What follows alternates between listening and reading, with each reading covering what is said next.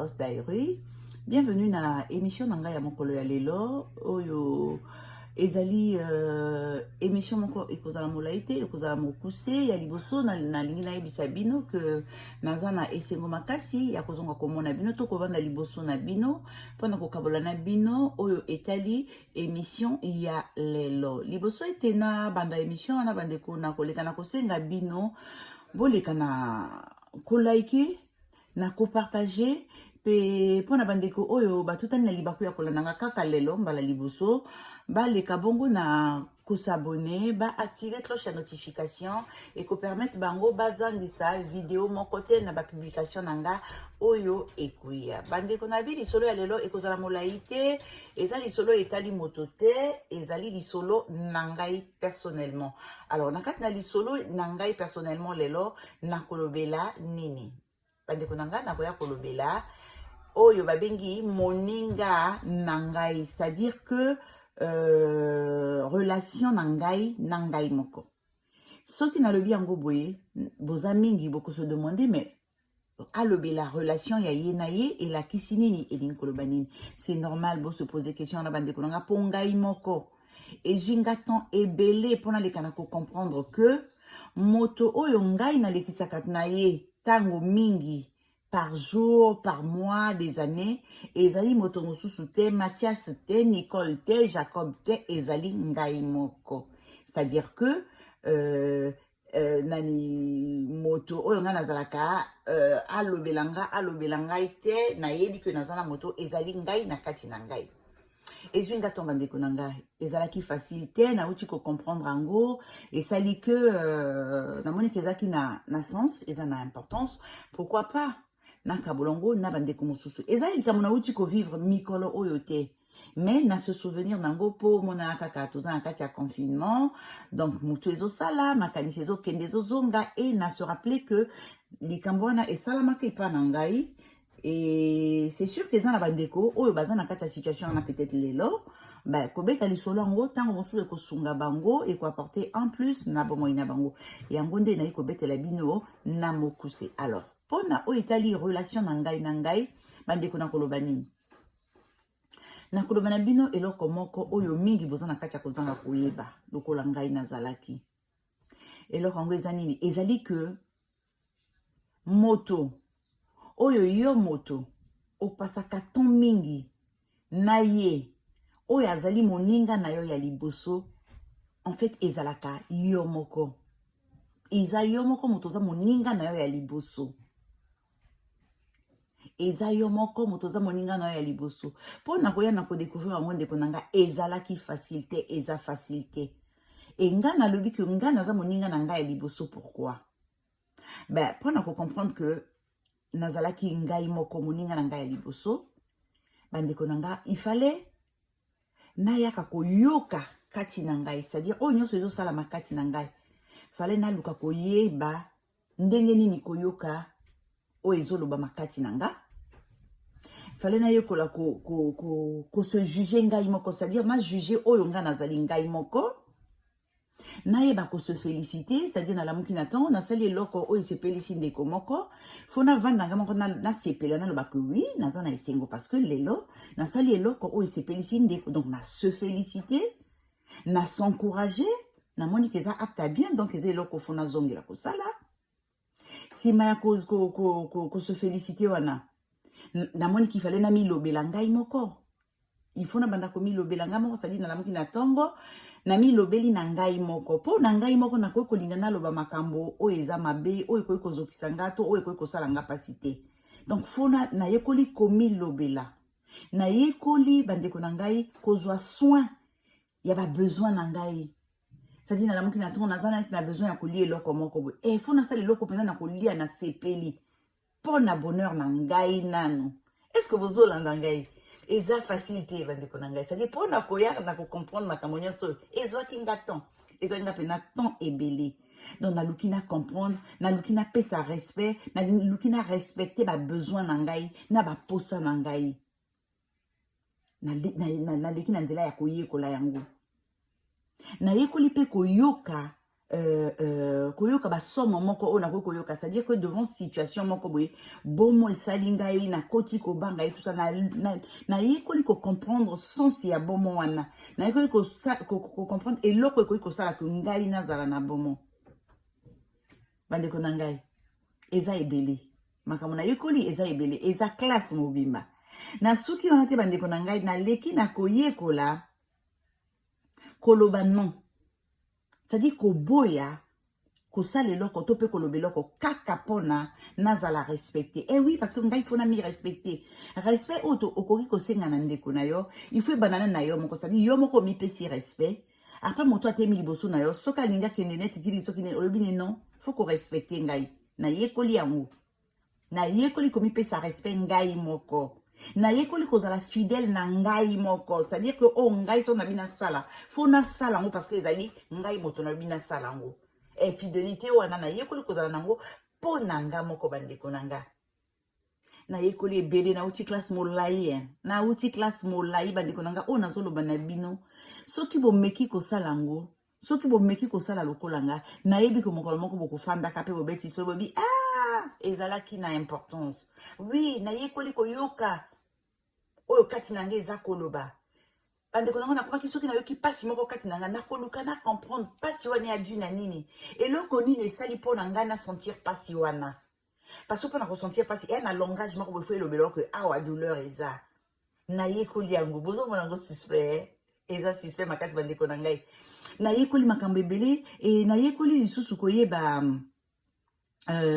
nayekoli lisusu koyoka eloko oyo ekoki kotouche ngai, c'est-à-dire soki ndeko moko asali neti eloko etouche ngai esali nga soit esengo soit pasi, nayekoli kocomprendre réaction wana oyo eyaka nsima ya koyoka pasi to mpe esengo. Nayekoli yango.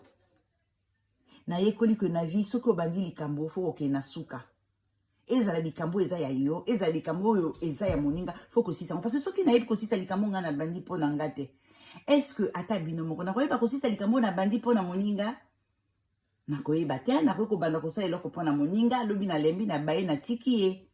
Mete nga nayekoli kosala mpo na ngai, c'est-à-dire kobanda likambo mpo na ngai mpe kokoma na suka nango. Ya makasi musu bandeko na nga nautaki koyekola mpo na kocomprendre que nazalaki meilleur ami na nga, ezalaki kosoigner bandeko na nga bapota oyo bamakambo moko boye ya vie etikaki kati na ngai. Parce que moni pota oyo ozoki na lokolo na loboko to pe na elongi okoluka kisi otie opakoli po pota wana etila, mais pota ndeko na nga oyo ezalaka ke ozoki na kati ya motema ezali na okoki na pharmacie te osenga alcool omela po bosana okokamata nayebi te eloko nini okoki kokamata omela mpo nosisa pota ezali kwa motema non. Mais nayekoli ngai kokausa bapota wana ya kala ya bamabe moko boye basala ngai kala, nayekoli kobosana yango sans effort, c'est-à-dire nalobi non oyo eza eloko esala nga pasi nakoki kocontinue kozala yango boye te parce que ezosunga te, nayekoli kobosana yango. Bandeko eza mosala koyoka nga nazoloba ngo bozomona boma asali yango na mokolo moko mikolo mibale ezwi nga temps. Bandeko na nga ezwi pena temps, il fallait nazwa temps ya koyeba kosala makambo nyonso oyo.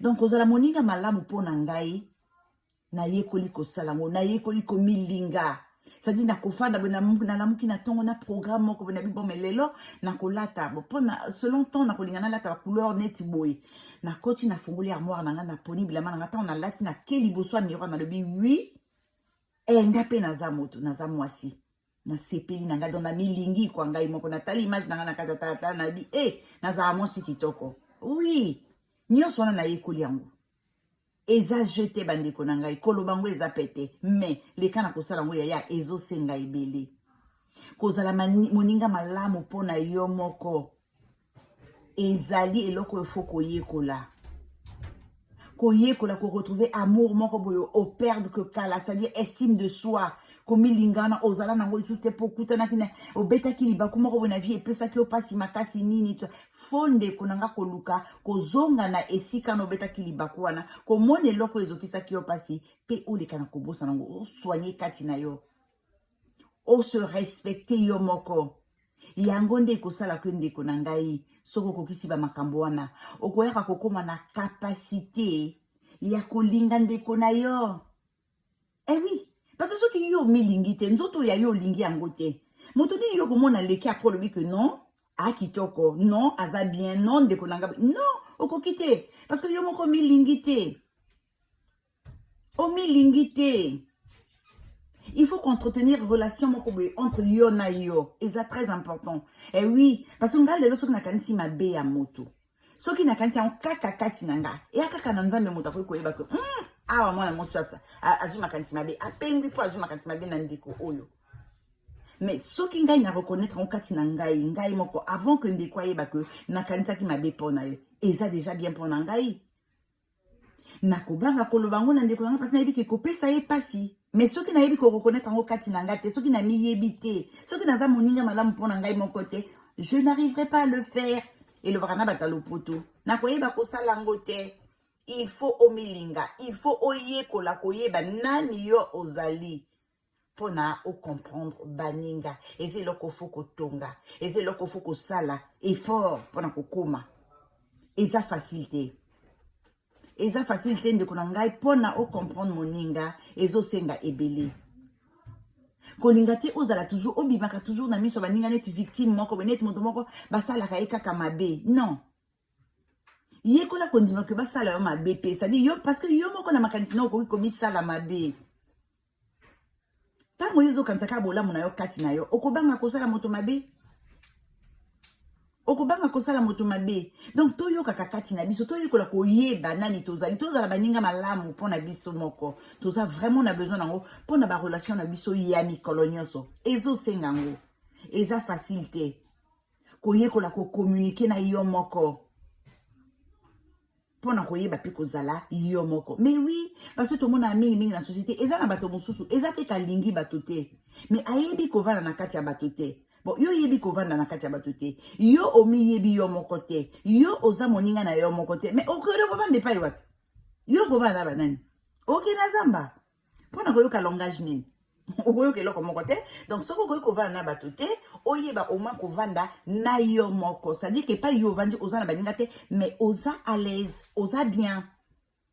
Ezali très important bandiko nanga beaucoup koyeba te bonheur nini na koma nango lelo esengoni na kokozala nango devant moto nyonso o na kokutana na na koma nanga moto ni moto na banga kate que nazala na contact na moto boy na kutana na moto boy parce que na koyeba ndeni kotambola après naza moto na ba défaut na ba qualité mabe kozanga te c'est pas parce que na yebi nani nazali que makambo nanga nyonso komi parfait non eza bongo te mais na koyeba kocha moto à l'aise na koyeba kobanga kosala moninga mabe na koyeba kobanga kozokisa motema ya moninga mais pona kokokanya so wana na leki na nzela ya makambo nyonso na bino ke na yekoli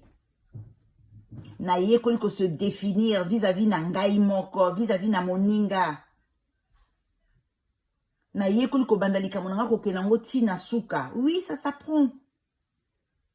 Faut koyeba koboko la relation na yo moko c'est-à-dire que mikolo nyonso ozomona que bon mais lelo na sala ke loko be pona ngai na ki na joie et permettre ngai na lexa journée bien lobi fona sala loko mususu et lokola moto lelo na lia ki soso lobi na kolinga na lia par exemple Thomson Batumba si malobi na koduka na lia Mabuma Ngombe c'est-à-dire nazo tonga nzoto oui il faut ko tonga relation na yo moko eza pona bien na yo et après kozala pona bien il y a bandeko nyonso faut tous avoir conscience nango bandeko nanga eza témoignage nanga eza en quelque sorte témoignage nanga nazo pesa bino et na kolinga ke bosale lango parce que eko éviter bino makambo ebele parce que mokili toza nango bandeko nanga trop matata mokili trop matata et le varanango fali pupa trop matata.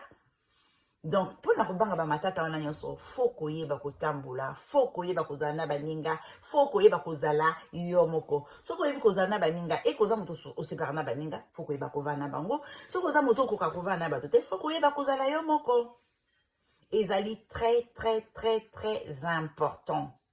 Koyeba ba besoin na biso moko, kozwa soin na biso moko, ezate ovanda kaka eloko yo koyi kosala moninga te, ozolinga basala yo yango. Nandeni yo basala yo yango po yo zanani osali nini ofuti nini te yekola kozala malamu na baninga bakozongisela yo Et donc nazo conseiller vraiment na bino bande konanga baninga ya Miraos boleka na kosala exercice oyo boyekola koyeba banani bino kozali baposa na bino eza banini esengo na bino eza banini limite na bino eza wapi et kosala malamu na kati na ba relation nyonso tokoki kokutana nango.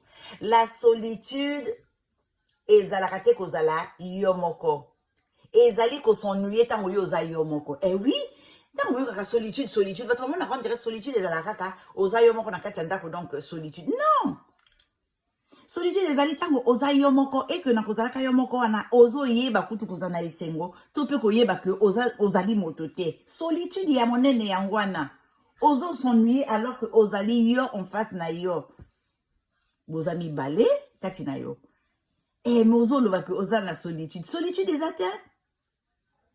Solitude pire ya ba solitude ezali kozala un mauvais compagnon pour na yo moko parce que soki yo moko okomi kozala makanisi kaka ya mabi pour na yo moko ya eza grave parce que après kozala na makanisi mabi pour na yo moko okozala na makanisi mabi pour na moto nyonso okokutanaka na ye na vie na yo na société na epai nyonso okoleka. Alors bandeko na ngai lisolo na ngai lelo kaka loko na yebisaki bino ezalaki molai te, c'est un petit témoignage ya ngai moko ya expérience na sali nalingaki nakabola na bino. J'espère avoir apporté un plus na kati ya ba vie na bino nayebi que ata bozwi nyonso na o nalobi te ekozata eloko moko mibale oyo ekosepelisa bino na kati na yango bosalela yango ekosala bien. Et puis émission oyo soki bosepeli nango bohésite te bolike bopartage.